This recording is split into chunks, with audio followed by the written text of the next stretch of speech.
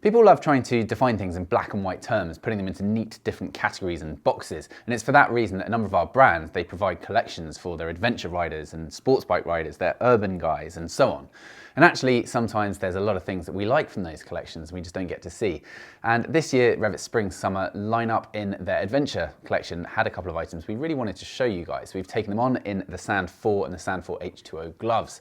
And we have them here in front of us. Although the name obviously is very similar, discerning that one is a waterproof version of the standard glove, they're actually kind of different, but they both are a really good option for anyone wanting something that's got that slight adventure crossover look that I personally absolutely love. There's just a really lightweight but very, very hard wearing, very protective CE approved spring and summer glove. So the Sand 4 first up is $79.99. We have it in this rather fetching mixture of blue, black and red, which is probably something, to be fair, that isn't going to be seen on too many of you guys, but these are the samples we were sent. We also have it here in the plain black, which is somewhat more good looking. And you're going to see on the knuckles, you've got this really interesting TPR knuckle protector that Revit call it. This is a soft kind of squidgy plastic material, and this does a really good job of providing impact protection, but because of the honeycomb structure, it still allows airflow going through the mesh on the back of the glove to give you as much airflow as you can. You've got goatskin leather on the fingertips with perforations in it, so you can still get as much airflow through those protective sections in terms of abrasion resistance, and you've also got Revit's PWR shield in a number of the key impact zones too. You've also got scaphoid protection on the back of things like the thumb, extra degree of this goatskin leather on the palm, again perforations there, and you've also got a really nicely integrated overlay protector on the cuff as well. So this is actually a glove that is as accomplished in terms of bits of protection as we're likely to see in the urban world, but I think looks really quite cool and looks like something that would work for me, for example, on a bike that in itself is a crossover. A Ducati Desert Sled, for example, can go on-road and off-road, but in reality, I use it for commuting most of the time.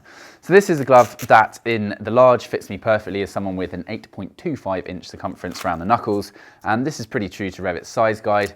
There's a really nice snug fit, which actually is perfect. There's no excess fabric on the ends of the fingers. There's no pinch point on this L-shaped section between the thumb and forefinger.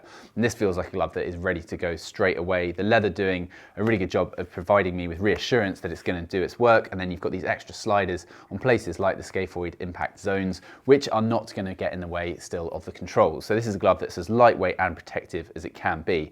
And at $79.99, I think it's really good. The only way it loses marks for me, and this is because probably it comes from the adventure collection, where apparently adventure guys, according to brands like Revit, seem to like logos more than we do. They've got this big contrasting white Revit logo across the back. If that was just a dark grey, it would be a 10 out of 10 for me. So it loses a point for that, but this is a fantastic item. And this is one that if I was going to be going on a trip abroad, if I was going to be using this on my dream journey off-road around the parts of northern Spain on my desert sled, I'd definitely be taking this glove as my solution to my glove needs. The H2o variant comes in at $109.99.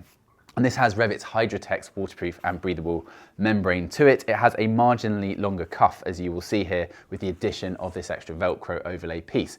Broadly speaking, the rest of the features are quite similar, even though the looks, particularly in reference to this section on the back of the knuckles, are different. And the reason for that is obviously the aim with the Sand 4 glove is to get the airflow through it, whereas because this has a waterproof liner underneath it, airflow is not primarily the goal here, it's to stop water getting in. So this is now a solid piece of this TPR knuckle protection that Revit use. You get slightly more robust knuckle protection on the backs of the fingers as well, and as I say, just a slightly longer cuff.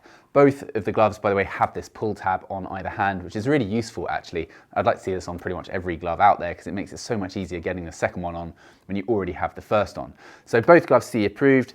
This one coming in a slightly smaller range of colours, but still with that contrasting logo there as well. This uses a cowhide, interestingly, unlike the goatskin leather that we see on the Sand 4, which you're not really going to notice a practical difference in, but this coming in as a CE approved glove is a really good option still for spring summer riding. It's quite hard to find good waterproof spring summer riding gloves. It's generally the winter stuff that you see that's waterproof, and there's not really many good lightweight variants which are still nicely breathable, and Revit's Hydratex Z-liner is still really breathable too. So £110 for that, and both will be in stock and available from the end of February 2021.